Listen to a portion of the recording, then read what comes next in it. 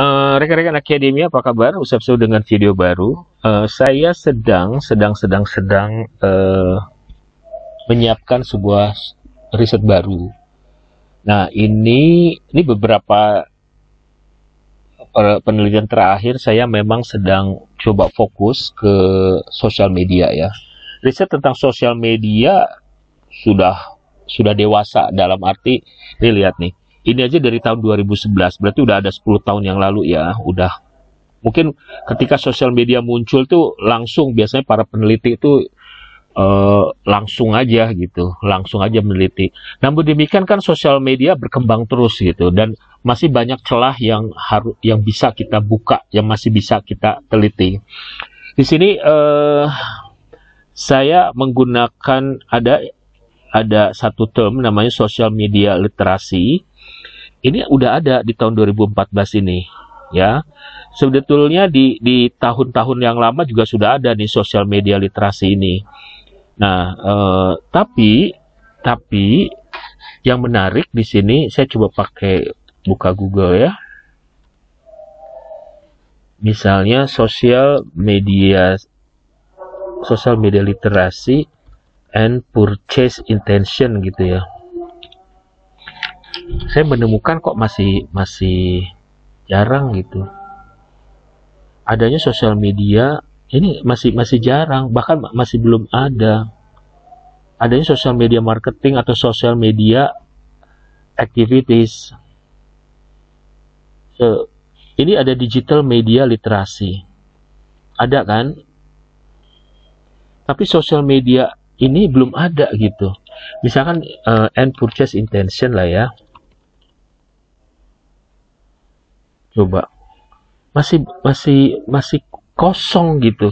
Jadi ini masih belum ada gitu. Ngerti nggak? Atau saya purchase-nya kita hapus, kita pakai intention biasa lah. Adanya media literasi, tapi sosial media literasinya masih kosong gitu. You know what I mean? Ya, masih kosong. Lihat, ini ada media literasi on the intention, alright. Tapi sosial media itu masih kosong gitu.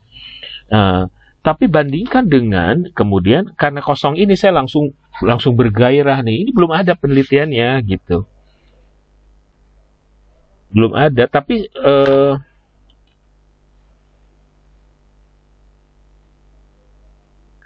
kalian coba cek. Mungkin saya belum begitu teliti ya, tapi belum ada gitu ya.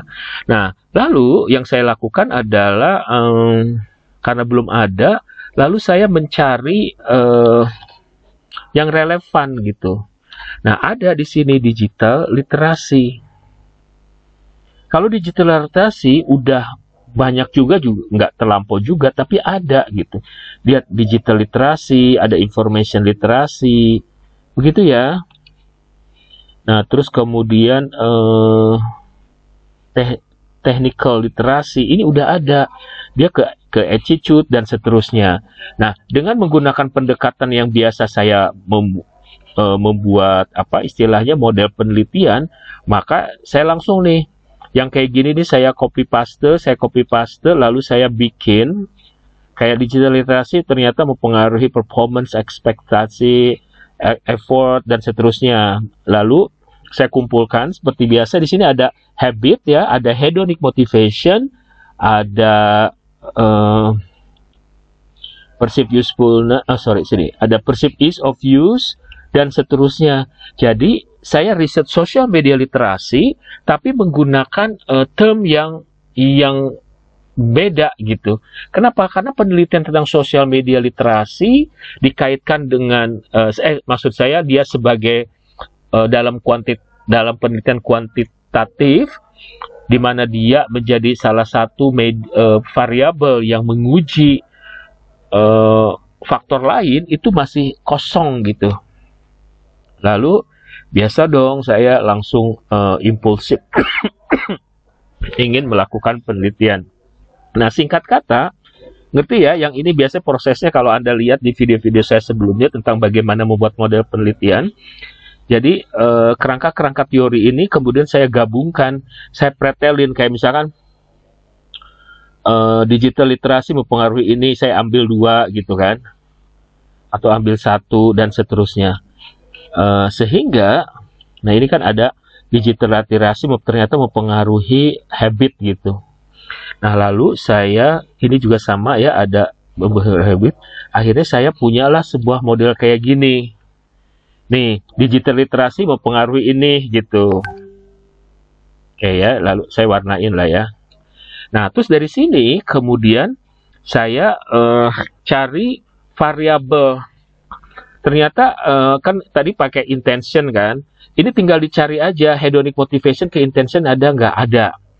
Jadi teorinya nggak harus tentang sosial media lagi, bisa nggak harus tentang literasi, digital literasi, bisa any kind of research ya, research settingnya bisa beda-beda, sehingga muncullah model kayak gini, yang kemudian dengan model yang sama, digital literasinya saya ganti menjadi social media literasi. Oke, so gimana? Bisa ngikutin ya? Jadi di sini guys. Modelnya ini kan besar, seperti biasa dong, saya nggak mau rugi gitu. Ini yang kemudian saya lakukan adalah, ini jadi ada 2 model, tapi belum tentu saya pakai dua-duanya. Ini self efficacy ini nggak ada. Self efficacy, sorry, di sini nggak saya tuliskan ya. Di sini ada, jadi kemudian saya pecah gitu.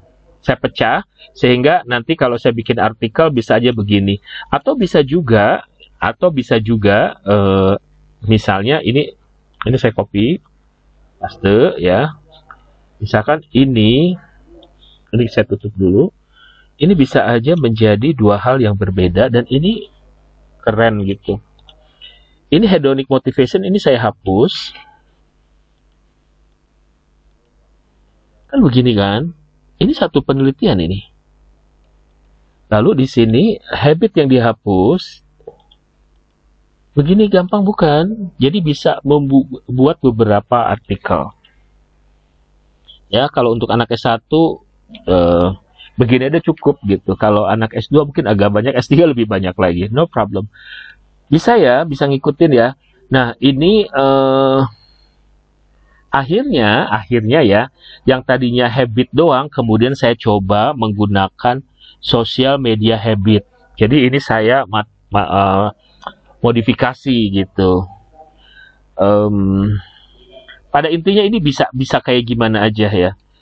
Yang akhirnya